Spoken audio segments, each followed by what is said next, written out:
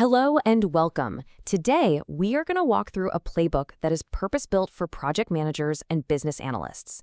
This is all about how you can deliver some real value with data, especially as we're all looking ahead to 2026.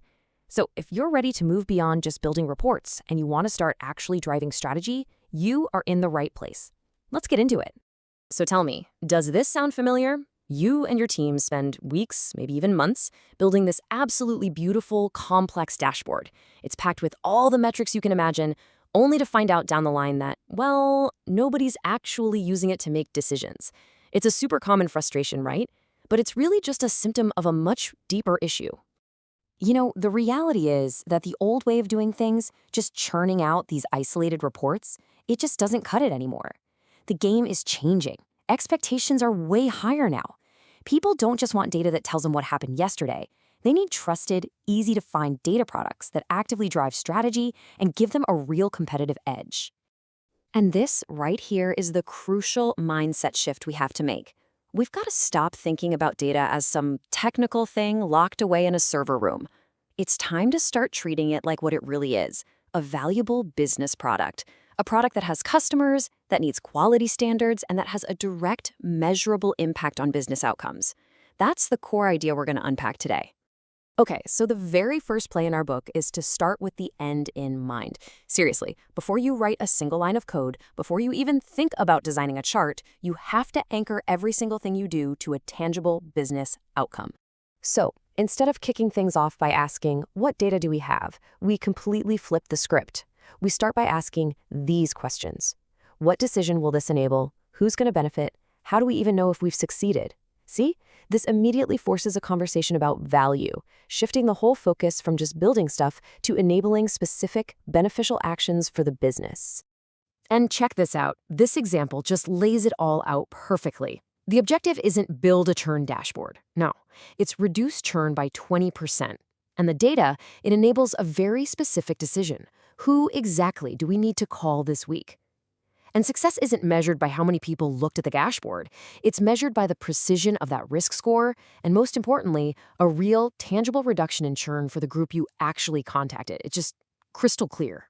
All right, and of course, we got to have a quick pause for a little data dad joke. I mean, can't say I blame them. Right? So if you're starting with an outcome, the next logical step is to treat the data itself as a product. This, right here, is the core play. It really just means applying the same kind of discipline, the same ownership, and the same focus on the customer that you would for any piece of software you were developing. So what exactly is a data product, anyway? Well, let me tell you, it's a lot more than just a table sitting in a database somewhere. Think of it as a well-defined asset. It has a specific consumer, a clear contract, like a schema that defines its structure, and an SLA that guarantees it'll be there when you need it, and of course, concrete metrics that prove it's actually doing its job. And this makes the whole concept really tangible. Look at this Customer 360 data product. The consumer is the retention team.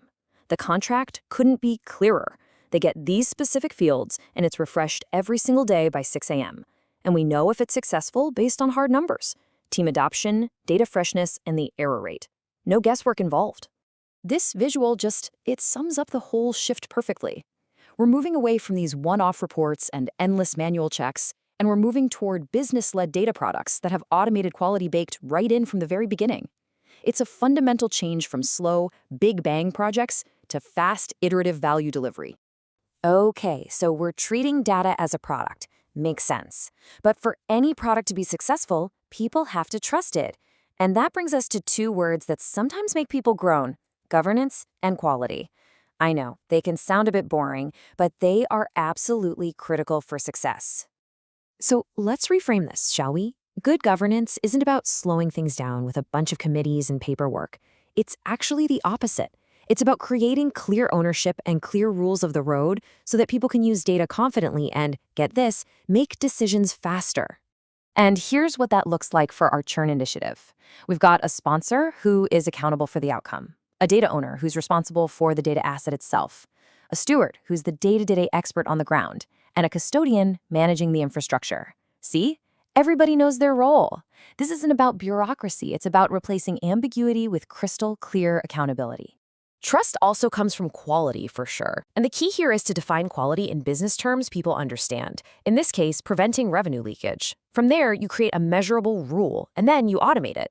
So now an error doesn't just get lost in an email. It triggers a Slack alert, it creates a ticket, and it sets a clear goal for how fast it needs to get fixed. That is how you build real trust in your data. All right, now we get to the fun part, delivery.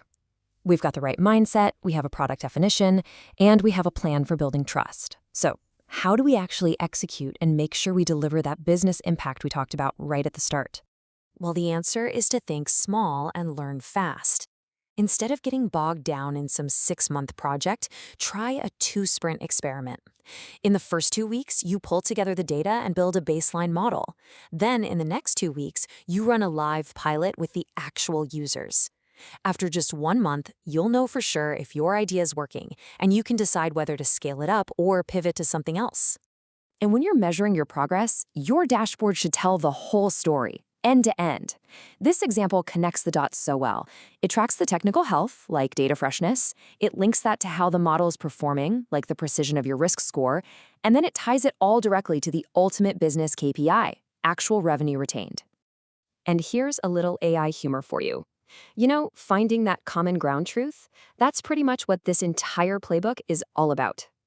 Okay, so to wrap this all up, let's boil this entire playbook down into a simple, actionable checklist that you can start using on your projects like tomorrow. So before you kick off your next data initiative, just use this as your pre-flight check. Have you actually documented the business outcome?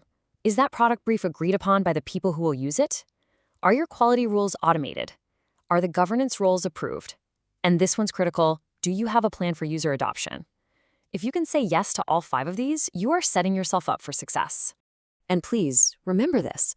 As a project manager or business analyst, this is your unique strength. You are the translator. You're the connector. Your superpower is turning those vague, messy business problems into the clear, actionable, and trusted data products we've been talking about. So, I'll just leave you with this. By starting with outcomes and treating data like a product, you can truly transform it from a simple cost center into a strategic driver of growth for your company. Now, I would love to hear from you. What are the biggest challenges you're facing with your own data initiatives? Drop a comment below and let's get a conversation going. Thanks for tuning in.